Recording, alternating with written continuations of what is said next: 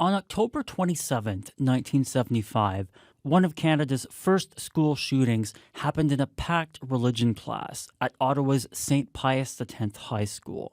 18-year-old Robert Poulin burst into the doorway of classroom 71, opened fire with a shotgun, and then took his own life in the hallway. There were approximately 4 boys on the floor and in great pain. A number of their fellow students were trying to console them. One of the students he wounded, Mark Huff, died in hospital just over a month later. But the shooting was only one half of Poulin's violent unraveling. Now you have to realize everybody is very reticent to talk. They're all unhappy and in shock. Earlier that day at his home, Poulin raped and killed Kim Rabot, a 17-year-old student from Glebe Collegiate Institute. No motive yet at all? No motive. It's just something seemingly totally inexplicable. No one in Ottawa saw any of this coming. And though many questions remain half a century later, survivors and school alumni are speaking out about that day and the decades of hurt and healing that followed. I lived here for 4 years when I went to high school here, so it was my home. There might have been one bad, but there were a lot of good memories here. 18-year-old Robert Poulin walked into St. Pius X High School in Ottawa, took out a shotgun, and fired into a classroom, wounding 6 students. My name is Terry Vanden Hannenberg, and I was one of the victims of the shooting of St. Pius X in October 1975. It still comes up often enough. Something always seems to bring back the memory. Robert Poulin was directly to my right at the doorway where he fired the shots. I never looked, thankfully, because people said that face has haunted them for a long, long time. I still have 80-some pellets in my body. A lot of them are lodged or stuck in the bones. And behind me is the actual building where everything took place. Room 71 would be directly behind that pickup truck. My name is Dennis Curley. On October 27, 1975, I was a student in grade 13 at St. Pius, so I know the moment as if it were the back of my hand. I believe it was around 2 or 2:30. I was in an adjacent classroom, and all of a sudden another student, Danny White, came running in and said, "There's a guy shooting, get out of here." I saw about 10 kids just booting it across the quad. There was even some speculation that there was more than one shooter. The kids in the room started smashing the windows. Father Lunny gave me my last rites because they didn't know how extensive my wounds were or whether I would even survive. What happened at school today? What are people saying? Well, they're naturally talking about it, but like Father Lunny decided yesterday that we should still hold school, and I agreed with him. I thought they were crazy. Why would you want to bring us back to that place? I was in that classroom the next day teaching and thinking, this is unbelievable. And I remember going in there and just thinking, is this where it happened? Everything that had a drop of blood or a speck of blood on it was thrown out. And then that night we still had football practice, and I always remember it was a hitting drill and saying, what are we doing out here? You know, in retrospect as a therapist now, that was the best thing. You can't sit at home and wallow in this thing. It's just too damaging. So went into the classroom, went back to our original seats, and they wheeled in some coffee, big coffee urn and donuts, and said, gee, we're really sorry what happened, guys. Do you want to talk about it? They had a psychiatrist come in to talk about what the effects would be on student body. And one of the messages he gave was that if the students needed to talk about it, let them talk.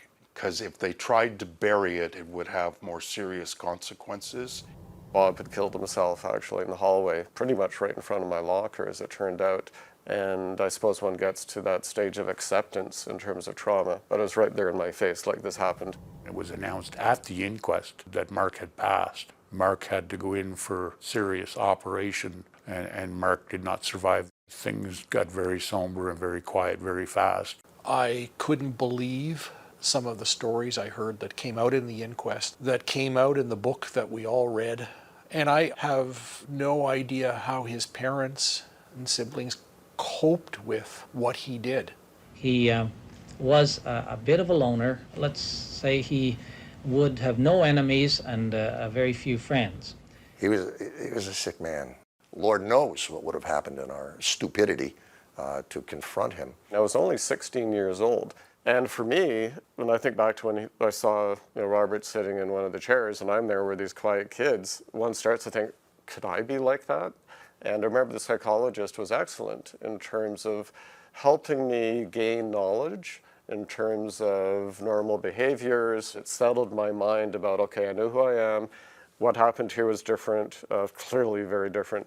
And I had a sense of how I could go forward in my life. The days, the months, the years after, it was never talked about. It was sort of swept, I don't know, you say it was swept in under the rug. I don't know if it was on purpose or people are afraid to talk about it, but it was not talked about when I was there. I still had basically that whole school year to complete, and 12 and 13. And I would say by 12 or 13, it was almost like it didn't happen. I will say this though, for the longest time, you could go into room 71. They did not fill in the pellet holes. Those holes were there for years. Years they were there. About a year or two ago, I was talking to a friend of mine and the subject of the shooting came up. And he said, it changed my whole life. He never ever mentioned it for all these years. For a long while, when I would sit in a room, I would tend to have my back against a wall where I could see the door. If I heard a backfire of a car, I'd hit the ground. Your subconscious rises to the occasion to actually protect you from the damage of what happened. The emotional impact, soon after, it was certainly very strong to talk about it. Today, when I discuss that, I don't have that emotional energy coming up. I still lived with this guilt that I'm alive. Why me? Why am I alive? Why did a good man like Mark die when a jerk like me is still alive? I came back on the 40th anniversary. That was a tough one for me. My therapist and I talked and I said, Mark, I think I got to go back to the classroom to be set free from this. I got to face my fear, go back in that room. I called Bill Barrett, who was the principal at the time, graciously said, yeah, come on. It was hard. Bill was there. He put his arm around me. He said, it's okay, take your time. The hard part for me is when I was leaving the classroom, then the memories of the opening the door and the body and everything else. And I fell to my knees and I just started to cry. And Bill was just there. He was the man of the hour. Got out of the classroom. No bells and whistles, no bright lights, nothing. Just, I get out. I did it. I faced the fear. Went home. Never had a nightmare or anxiety attack since. Gone, 100%. When we face our fear, we're set free. If we bury the fear, we're in bondage. I faced it. Unlike the fatal school shooting that happened only 5 months earlier in Brampton, Ontario, there's no lasting memorial at St. Pius or anywhere in Ottawa to mark what happened. When the yearbook came out, there was no mention of Mark Huff. Nothing at all. Not even in the yearbook as far as a graduating class picture or anything. They forgot about him.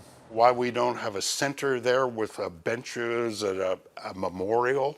I would put it right at the beginning of this building on the other side. There's a little open foyer area. You don't want to put it outside the classroom. I think that would be a little too much.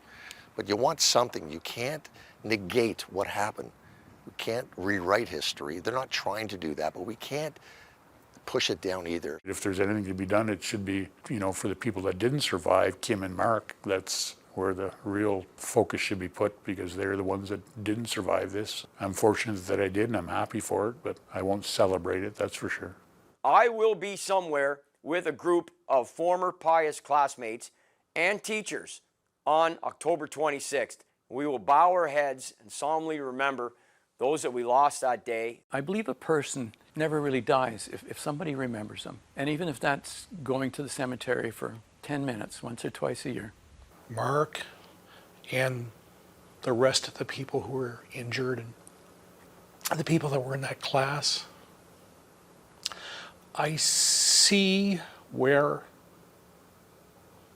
I am today, 65, and the life I had, the career I had, the choices I had, the family I have, children and grandchildren, and Mark and Kimberly and Robert had all of that taken away from them, and Robert took it away from himself.